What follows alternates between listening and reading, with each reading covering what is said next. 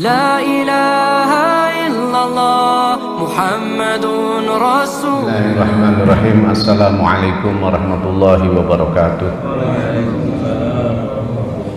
Alhamdulillahilladzi an'ama alaina bi ni'matil iman wal islam.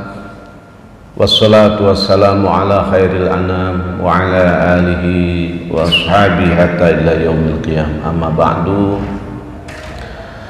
Bapak-bapak jamaah yang dirahmati oleh Allah, puji syukur kita panjatkan kehadirat Allah. Alhamdulillah bahwa di pagi yang penuh dengan keceriaan ini kita dapat sama-sama kembali melaksanakan beberapa amalan yang insya Allah merupakan amalan-amalan positif, amalan-amalan utama, ya, sholat subuh berjamaah, kemudian iktikaf dan memakmurkan masjid yang paling penting. Jadi tanda orang yang memakmurkan masjid, tanda orang yang beriman adalah mereka yang mau memakmurkan masjid. Nah, kan begitu ya. Jadi mudah-mudahan ini adalah merupakan tanda sebagai kebenaran keimanan kita kepada Allah Subhanahu wa ta'ala. Jamaah yang dirahmati oleh Allah, sekedar informasi barangkali ya, bahwa kajian kita ini Ustaz Amin berganti kitab ini berdasarkan usulan dari pengurus, sehingga kita sekarang menggunakan Adabul Mufrad ya, dan ini adalah merupakan kitab-kitab hadis, dan hadisnya memang dipilih hadis-hadis sahih dan hasan ini, jadi bisa kita jadikan sandaran untuk kehidupan kita dalam beragama atau melaksanakan ajaran agama. Nah, di bab pertama ini adalah terkait dengan berbakti kepada kedua orang tua. Ini bisa jadi akan kita bahas ke dalam 3 sub pokok bahasan yang nantinya bisa untuk pertemuan-pertemuan berikutnya. Jadi subbahasan pertama adalah bagaimana kita berbakti kepada kedua orang tua, ya, keutamaan-keutamaannya dan seterusnya. Yang kedua, berbakti kepada orang tua yang berbeda agama. Ini juga Islam mengatur. Dan yang ketiga, durhaka terhadap orang tua dan dosa-dosanya. Nah, ini tentu untuk pertemuan pertama kita akan masuk pada berbakti kepada kedua orang tua ini. Pertama, firman Allah surat Al-Ankabut ya, ayat 8, Allah nyatakan wa wassaynal insana biwalidayhi husna, dan kami wasiatkan kepada manusia untuk bergaul dengan kedua orang tuanya dengan baik. Jadi Islam mengajarkan kepada kita sebagai anak itu harus berbuat baik, husna ya, ihsan, berbuat ihsan. Berbuat ihsan itu melebihi dari sekedar perbuatan baik.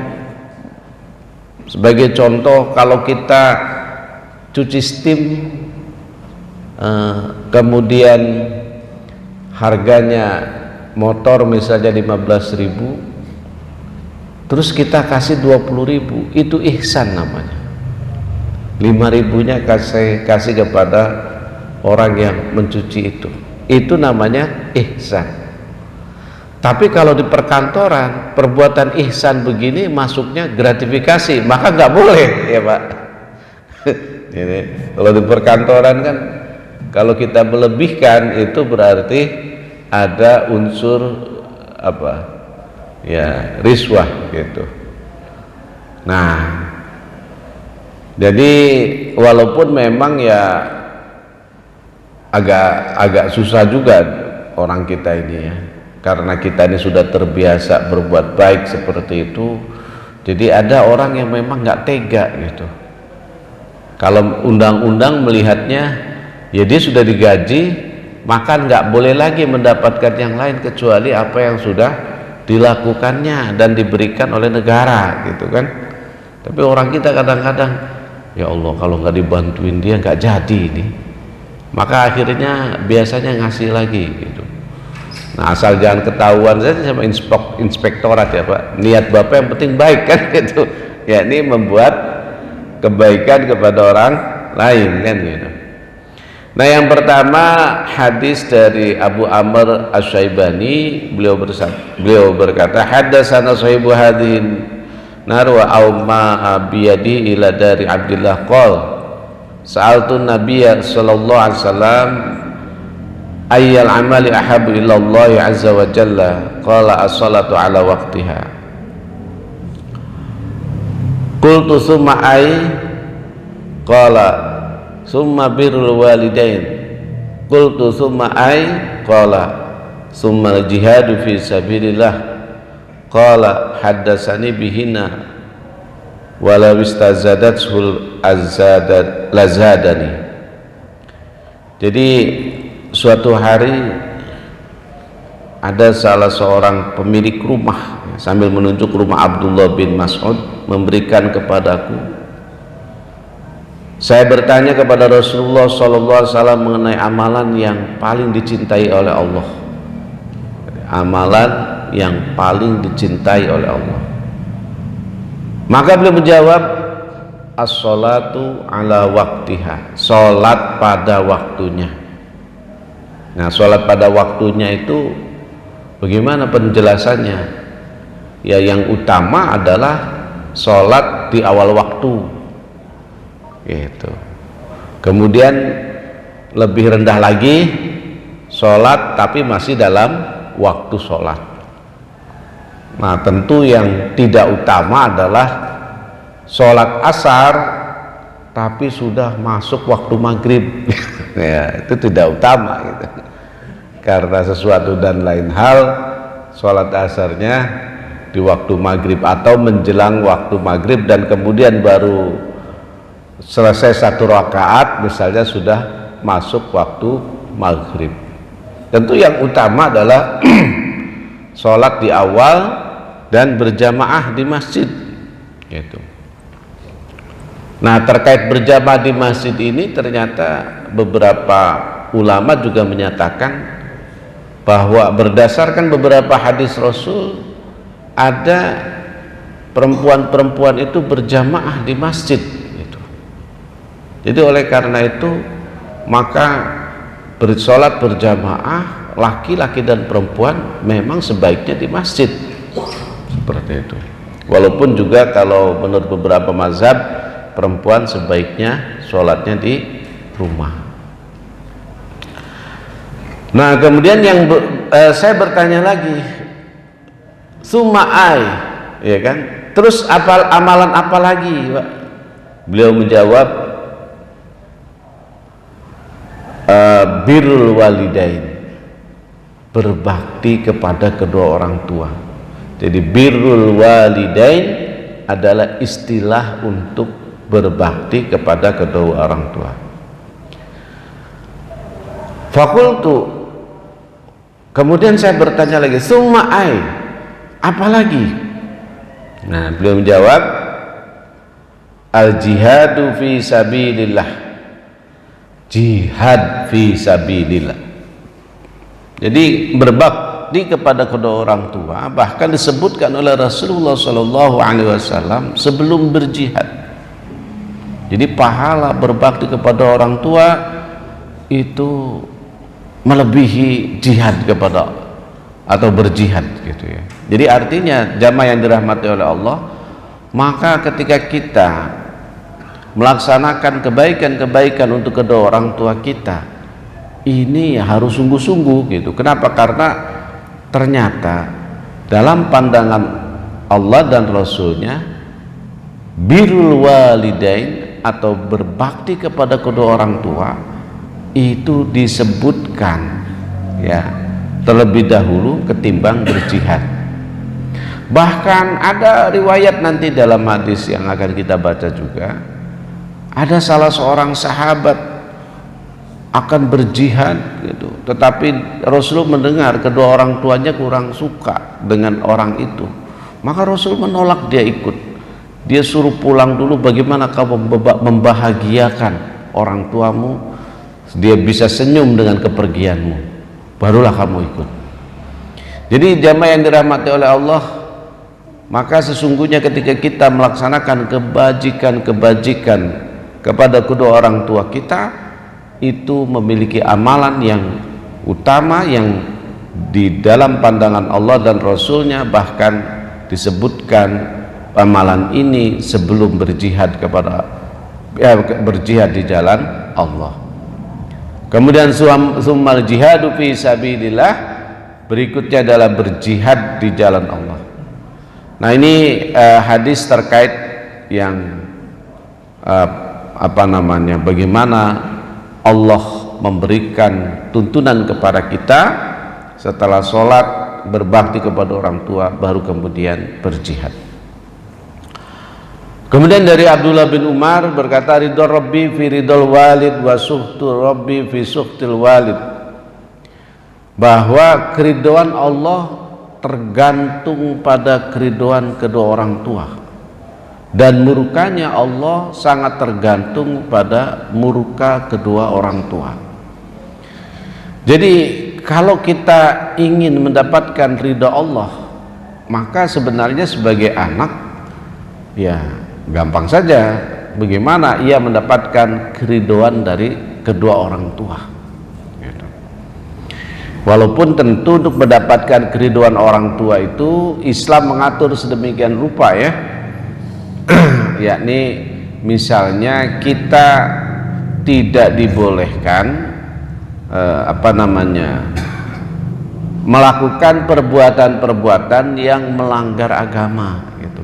Jadi jangan sampai demi kedua orang tua kita ridho, maka kemudian orang tua kita ingin sesuatu yang sifatnya melanggar agama, kemudian kita ikut. Nah, ini tidak boleh ya.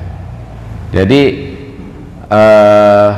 di dalam surat Luqman tadi yang dibacakan ketika kita sholat, itu Allah kan memberikan petunjuk.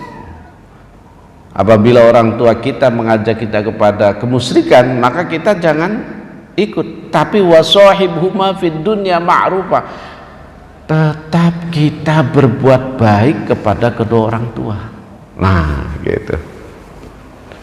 Jadi bisa dibayangkan Pak, syirik itu kan dosa yang paling besar ya, dosa yang tidak diampuni.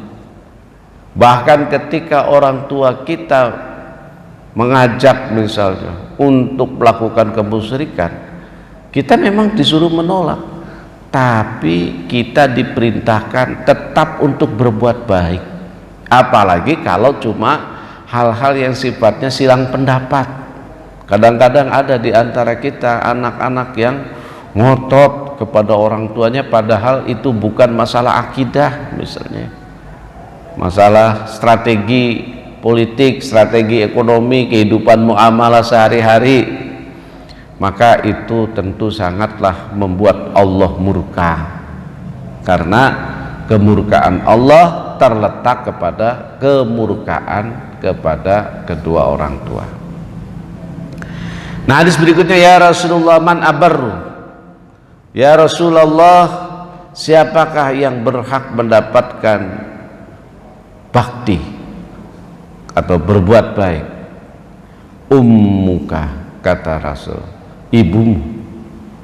Qultu, aku bertanya lagi, man abaru, kemudian siapa lagi ya Rasul? Qala ummuka, yang kedua ibumu. Qultu man abaru, kemudian siapa lagi ya Rasul? Qala ummuk, kemudian Rasul menjawab ibumu.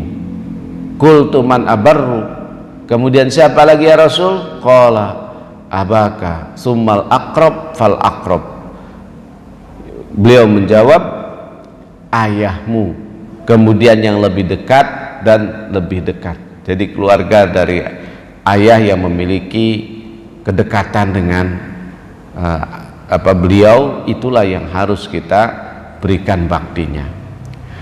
Jadi jamaah yang dirahmati oleh Allah, di antara orang tua itu kan ada ayah dan ibu. Ternyata yang berhak mendapatkan bakti kita gitu ya, pertama itu ibu. Walaupun dalam tradisi kita biasanya kalau sungkem ke ayah dulu apa ke ibu dulu, Pak? Hah? Ayah dulu ya. Ini sebenarnya bertentangan dengan hadis ini gitu. Kalau sungkeman lebaran atau acara-acara apa pernikahan gitu ya. Kalau menurut hadis yang harus mendapatkan kebaikan pertama kali dan utama adalah ibu. Sampai 3 kali Rasul menekankan itu. Ibumu, ibumu, ibumu, baru ayahmu. Ayah disebut cuma sekali. Setelah itu fal aqrab wal aqrab, yang dekat dari saudara ayah ya, dari saudara-saudara itulah intinya ibu dan ayah. Jadi siapa? Paman kita, bibi kita, itu kan yang lebih dekat toh, uaknya. Kemudian siapa lagi? Ya teman-temannya dan seterusnya. Itu adalah bentuk kita birrul walidain. Jadi berbuat baik kepada kedua orang tua. Nah, dalam konteks ini maka memang kemudian Allah Subhanahu wa ta'ala melalui Rasulnya menekankan bahwa betapa kita sebagai anak itu harus memperhatikan hak-hak kedua orang tua, terutama adalah hak ibu. Nah, terutama jamaah yang dirahmati oleh Allah Subhanahu wa ta'ala, memang Allah tuh berpesan ya bahwa perbuatan baik kepada atau bakti kepada kedua orang tua itu, terutama orang tua sudah usia lanjut, sampai Allah katakan fala taqul lahuma uffin. Itu kan dalam konteksnya usianya sudah lanjut gitu ya. Jadi dalam usia sudah lanjut, maka kemudian Allah berpesan supaya apa? Supaya jangan mengatakan bahkan sekalipun. Karena ketika kita mengatakan seperti ini, itu akan sangat menyakiti hati mereka. Kan orang kalau sudah usia lanjut tuh sensitif, Bapak Ibu. Ya. Iya. Kadang-kadang anak-anak kita kurang sensitif, apalagi anak-anak Gen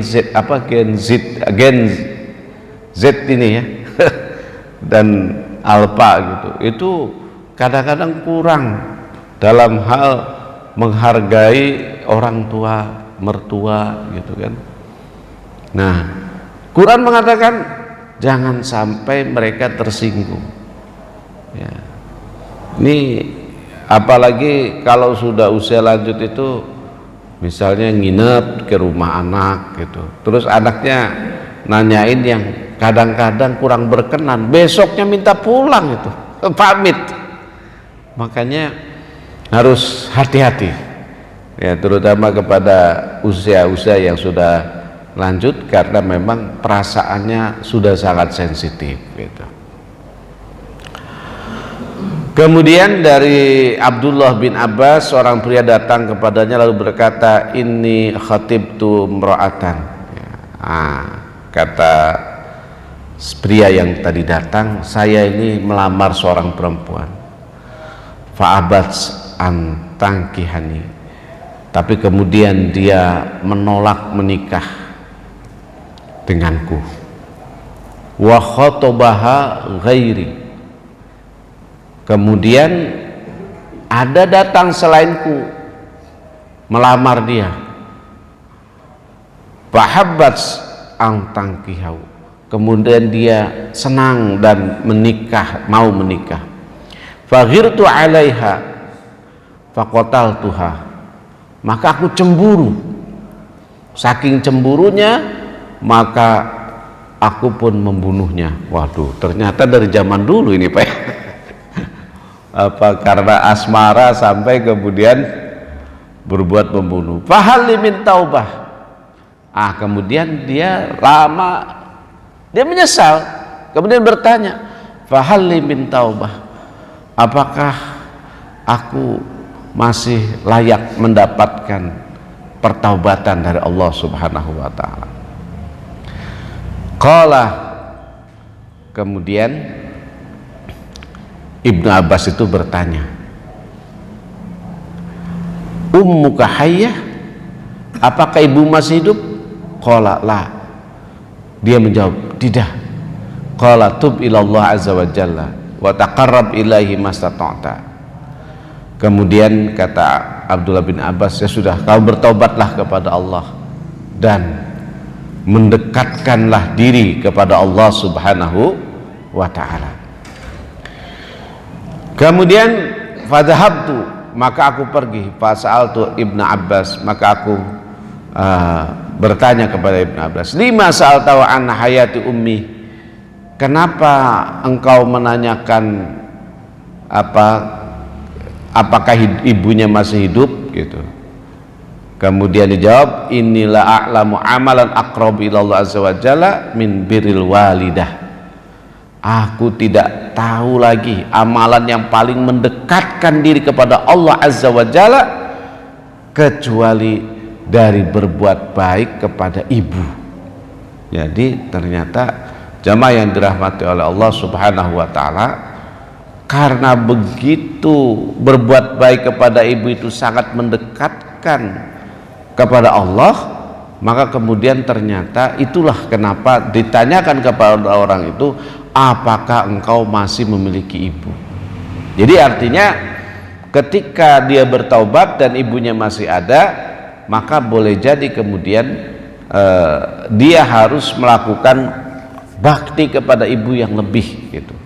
Maka Uwais Al-Qarnain itu kan Al-Qarni ya Bapak Ibu jamaah yang dirahmati oleh Allah, itu adalah salah seorang yang begitu luar biasa ya, bahkan dimuliakan oleh Allah Subhanahu wa ta'ala.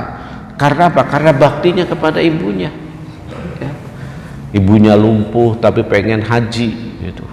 Maka Uwais itu kan tiap hari tuh berlatih, dia beli sapi kecil ya, anak sapi gitu, dia angkat tuh anak sapi ke bukit tiap hari sampai anak sapi gede dia angkat. Orang-orang pada bingung, nih Uwais kenapa melakukan itu.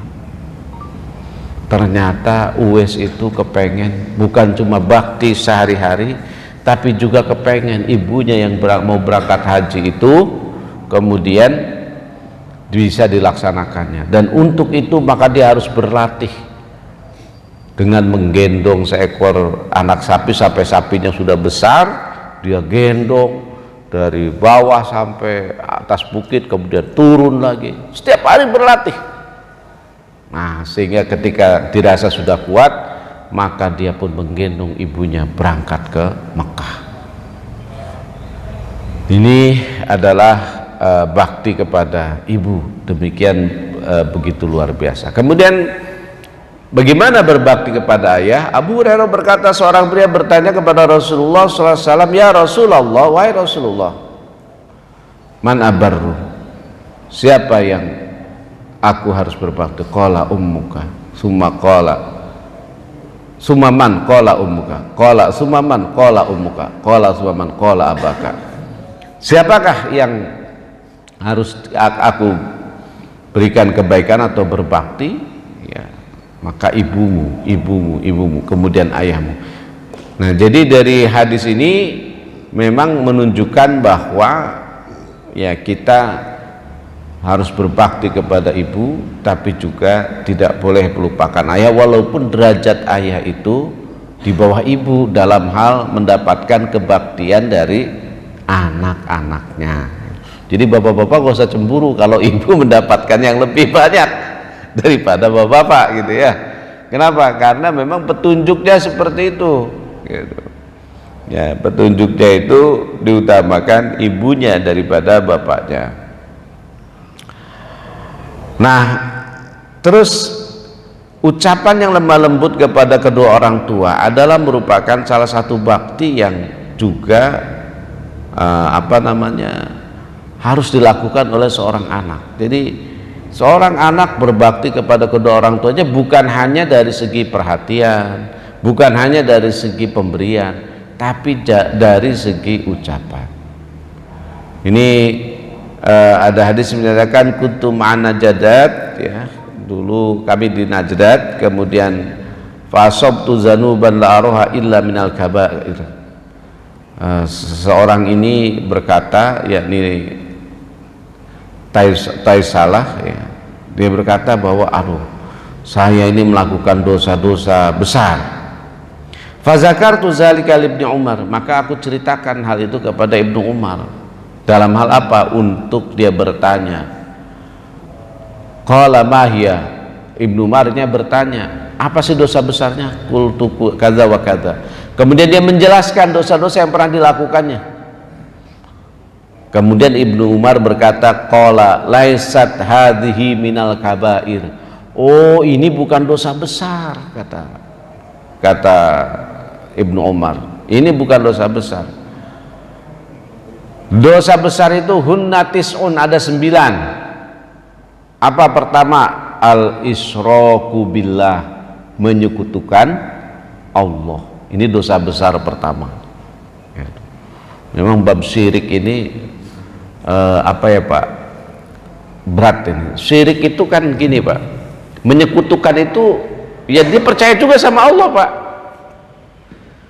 Namanya orang musyrik itu percaya sama Allah, tapi dalam kepercayaannya dia sekutukan kepercayaannya itu dengan yang lain gitu.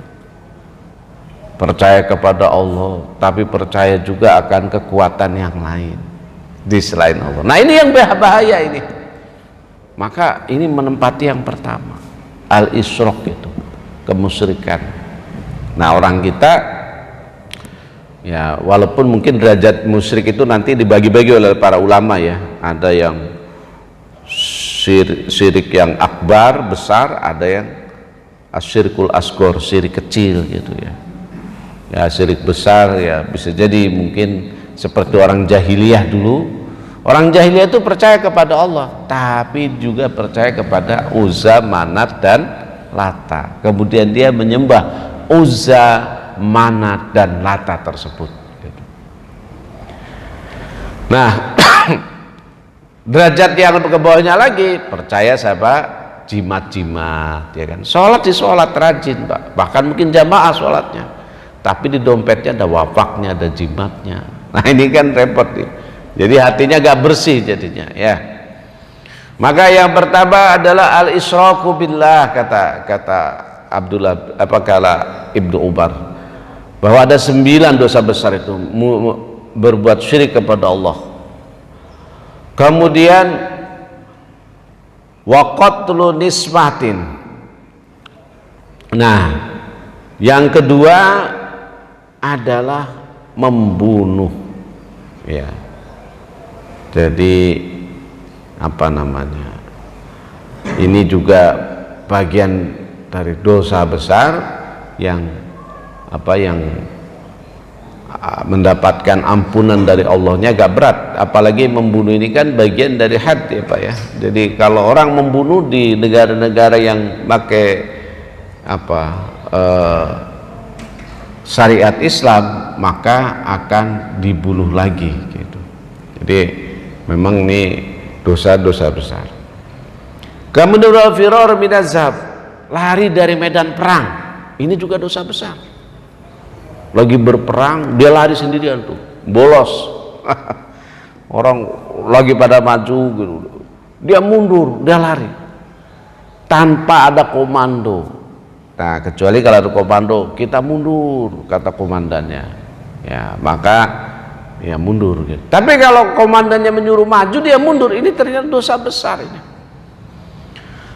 Kemudian wa qazful muhsanah, nah menuduh perempuan baik-baik berbuat zina, ini juga dosa besar ya.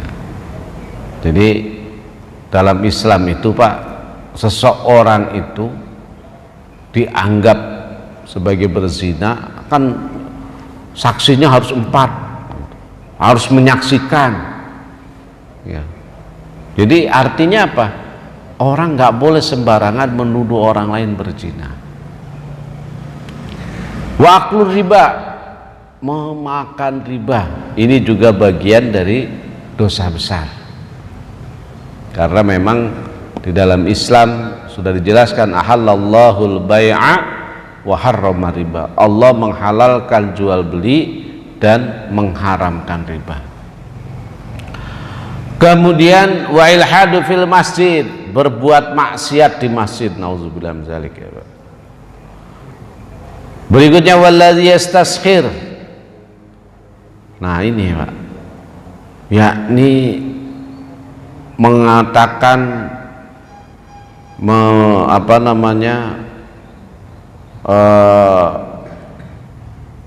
berkata-kata yang tidak sopan, sehingga bahwa buka ul walidain minal uquq, dan membuat orang tua menangis, itu adalah bagian dari apa? Dari berbuat buruk kepada kedua orang tua, dan itu menyakiti hati kedua orang tua. Jadi berkata yang baik adalah merupakan bagian dari birrul walidain. Di samping tentu adalah perhatian ya. Perhatian itu bisa dengan apa, memperhatikan apa keinginan orang tua, mungkin bukan cuma sekedar materi kan, tapi misalnya orang tua kepengen nih ke luar misalnya, apakah ke jalan kemana gitu, atau sekedar jalan-jalan mungkin keliling perumahan ya. Nah, jadi berkata-kata yang buruk sampai kemudian orang tua menangis, itu bagian dari apa? Ucapan yang tidak sesuai dengan tuntunan. Jadi berbuat kebaikan kepada orang tua adalah diantaranya dengan berkata lemah lembut. Nah, qala Ibnu Umar atafarruq an-nar, kamu mau nggak supaya jauh dari neraka, wa tuhibbu an tadkhulal jannah, dan kamu masuk surga lah, intinya gitu. Qultu, mau dong, wallah pasti saya mau. Qala ahayyun walidak, apakah orang tuamu masih, ayahmu masih hidup? Qultu indi ummi, saya punya ibu. Qala fa Allah lau alantalaha al-kalam, demi Allah, seandainya engkau lembutkan perkataanmu kepada ibumu, wa ta'amtahat ta'am, dan engkau memasakkan makanan untuknya, la tadkhulannal jannah majtanabatil kabair, maka pasti kamu akan masuk surga sepanjang kamu menghindarkan diri dari dosa-dosa besar. Jadi kata beliau, berkata yang lembut kepada kedua orang tua, kepada ibumu, maka itu akan menyebabkan Allah memasukkanmu ke dalam surga. Nah, di dalam surat Al-Isra memang kita diperintahkan, Pak, wahfid lahuma janahadzulli minar rahmah, dan rendahkan dirimu. Jadi di hadapan orang tua kita bukan siapa-siapa, kita adalah anaknya yang dulu dibimbingnya, yang dulu disusuinya, yang dulu diberikan suapan-suapan makanan. Maka jangan sampai karena misalnya kita sekarang sudah menduduki jabatan dan lain sebagainya, berbuat pongah kepada kedua orang tua. Wahfid lahuma janahadzulli, maka rendahkanlah dirimu kepada kedua orang tuamu ya, minar rahmah, dengan penuh kasih sayang. Nah, apakah jasa orang tua itu bisa kita balas? Nah, ini ada hadis, Pak, dari Abu Hurairah, Rasulullah SAW bersabda, la yazzi waladun walidahu, tidak akan pernah bisa seorang anak membalas kebaikan kedua orang tuanya illa, kecuali ayyajidahu mamlukan, ia mendapati ayahnya menjadi budak, ya, fayashtarihi, kemudian dia membelinya, fayu'tiqahu, kemudian membebaskannya. Nah itu Pak, jadi kita intinya tidak akan pernah bisa membalas budi baik kedua orang tua kita, karena sebegitu besar kedua orang tua kita memiliki jasa kepada kita sebagai anak. Nah saya kira ini Bapak Ibu sekalian sebagai pengantar pengajian kita, mungkin selanjutnya saya bisa serahkan kembali kepada Ustadz Amin. Oh ya kepada Ustadz Amin untuk memberi kesempatan kepada jamaah, mungkin ada yang mau bertanya atau memberikan tanggapan. Baik jemaah, bagi masa waktu syukur sambil membuat ketertiban, kami persilakan kepada jemaah yang ingin interaksi audiensi dengan sumber bagian ini. Pak Majid dipersilakan yang lainnya. Oh, gitu. Assalamualaikum warahmatullahi wabarakatuh. Waalaikumsalam warahmatullahi wabarakatuh. Terima kasih Pak. Jadi pertanyaan pertama yaitu terkait dengan orang tua ini tadi ini, maka bersyukurlah orang tua sekarang ini yang masih mempunyai orang tua. Nah, ini kesempatan kita untuk berbakti kepadanya. Nah, jadi ini kesempatan bagi orang tua sekarang ini. Kemudian yang kedua yaitu orang tua yang masih muda. Orang tua yang masih muda ini sekarang ini bisa dikatakan kita ini diserang ataupun dijajah fisik maupun mental terkait dengan adanya habit gadget ini. Nah ini ada suatu istilah yaitu brain rot, yang mana kebiasaan anak-anak itu kalau tidak diakomodir terhadap pegangan HP ini menjadikan anak ini tantrum, sehingga yang efeknya juga terkait dengan brain rot ini untuk akumulasi sekian lama itu merusak otak. Nah itu yang di dalam istilah sekarang itu seperti itu. Nah ini karena itulah bagaimana sekarang ini kita ini terutama untuk menyampaikan juga terhadap suatu generasi muda, khususnya ini menurut saya adalah terutama adalah para dai-dai ataupun ustaz-ustaz perlu menggalakkan hal ini. Karena apa? Karena ini akan menyangkut generasi muda secara keseluruhan. Memang tidak dijajah dengan senjata dan ini, tapi dijajah secara nggak langsung juga ekonomi tersedot. Sehingga inilah dampak yang paling merusak terhadap generasi muda. Mohon pencerahan dan terkait dengan efek dan bagaimana cara untuk mengatasi hal ini. Tadi sampaikan terutama para dai dan para ustaz, mungkin yang kondang-kondang terutama. Demikian, terima kasih. Lanjut ya. Baik, langsung aja ditanggapi. Pertama, memang betul kita bersyukur bagi kita ini orang tua sekaligus anak kan, ini sebenarnya posisi kita itu orang tua sekaligus anak ya. Maka Pak Majid memberikan semacam penguatan lah kepada kita semua, bagi kita yang masih memiliki orang tua. Ini adalah kesempatan emas, karena kesempatan itu akan segera berlalu. Kita tidak tahu berapa lama lagi ayah dan ibu akan bersama kita.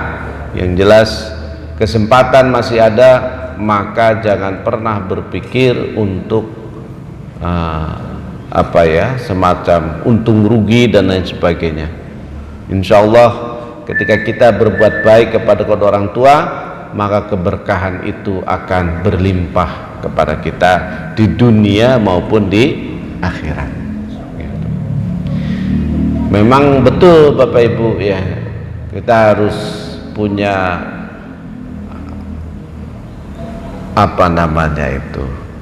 punya semacam target gitu. Apa nih kebaikan yang harus kita berikan jika orang tua kita masih ada? Apakah mungkin sepersekian gaji kita ditransfer ke orang tua kita misalnya, kan gitu.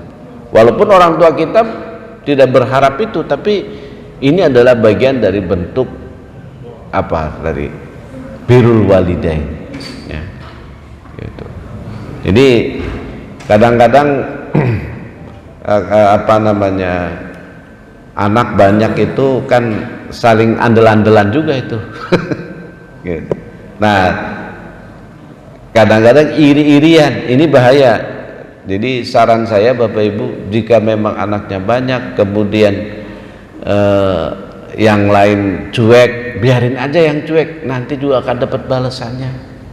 Jangan kemudian mengendorkan Bapak Ibu yang sudah semangat untuk berbakti kepada kedua orang tua, gara-gara ada saudara yang cuek, bahkan beberapa saudara yang cuek, maka kemudian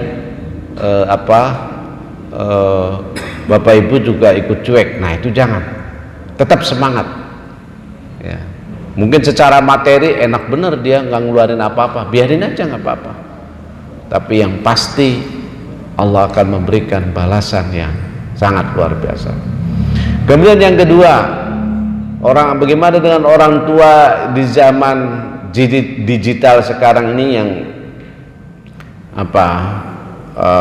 kita semua tahu bahwa anak-anak kita dikepung oleh kemajuan teknologi, terutama gadget, sehingga banyak anak menjadikan masalah dan penyakit-penyakit kronis bagi anak-anak, cucu-cucu, ya kan? Maka sebenarnya ya orang tua yang punya anak terutama masih balita harusnya lebih arif dan bijaksana. Ini kadang-kadang orang tua aja kan sibuk Pak ya.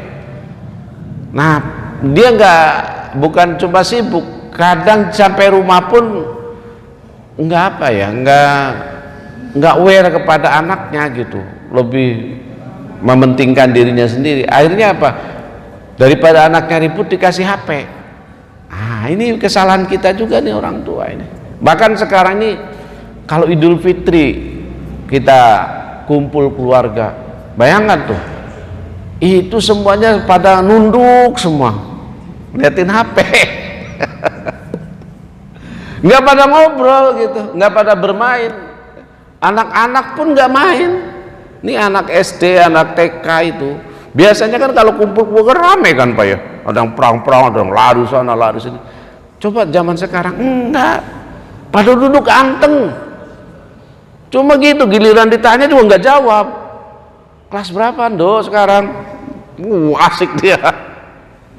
Nah, ini bahaya memang. Jadi saya mendengar di beberapa negara seperti bahkan di Israel itu ya, katanya anak tuh nggak boleh punya gadget yang yang ya tidak boleh memegang gadget lah sampai dengan usia berapa gitu, SMP apa berapa gitu. Bahkan di beberapa negara sebenarnya sekarang ini ada hal yang baik Pak. Apa itu? Di beberapa negara ada dari kesadaran anaknya sendiri, itu sudah menjadi gerakan masif. Mereka mengganti HP smartphone-nya dengan HP yang lama itu, yang cuma bisa telepon sama SMS. Sekarang mereka juga pening, mereka juga merasa pusing dengan itu gitu. Mereka tadi Bapak bilang dijajah. Sehingga akhirnya itu menjadi gerakan untuk kembali kepada handphone yang lama. Jadi karena memang handphone itu perlu, tapi sekedar untuk ya kalau ada perlu saja, misalnya orang tuanya menanyakan di mana atau suruh apa, jadi cuma bisa telepon sama SMS. Yang smartphone-nya dia nggak pakai. Kalau mau pakai internet dia pakai laptop gitu. Nah, ini sudah ada gerakan juga seperti itu. Jadi ya memang di satu sisi memudahkan, tapi juga kebijakan dan kearifan kita sulit. Nah, terkait dengan peran para dai, saya kira para dai ini memang ya macam-macam konsennya ya gitu, konsennya macam-macam, tapi saya kira dai-dai juga punya kepedulian lah terhadap bagaimana generasi penerus ini lebih baik, dan terutama orang tua. Tapi bagi kita Pak, terutama orang tua yang masih muda, saya kira kita ya harus arif lah, harus banyak berinteraksi dengan anak-anak kita. Jangan anak kita suruh interaksi dengan gadget. Ini yang bahaya gitu. Karena sibuk, ibunya masak, cuci, akhirnya udahlah dikasih YouTube misalnya. Ya. Akhirnya anaknya seneng kan? Nah, tapi kemudian ketika ibunya nggak sibuk, dia tetap minta YouTube juga. Nah, ini kan repot urusannya. Jadi ini juga menjadi perhatian buat kita, saya kira. Saya setuju dengan Bapak bahwa ini akan bisa menjadikan anak-anak kita terjajah, oleh karena itu ya harus menjadi perhatian kita bersama. Baik Bapak Ibu, karena sudah suruk ya, sudah suruk, maka mungkin kita akhiri sampai di sini. Insya Allah kita berjumpa lagi di pertemuan-pertemuan selanjutnya. Semoga kita semua menjadi anak yang soleh, yang senantiasa mendapatkan keberkahan dan kebahagiaan dari Allah Subhanahu wa taala. Amin ya rabbal alamin. Barakallahu likum wa lakum. Wassalamualaikum warahmatullahi wabarakatuh.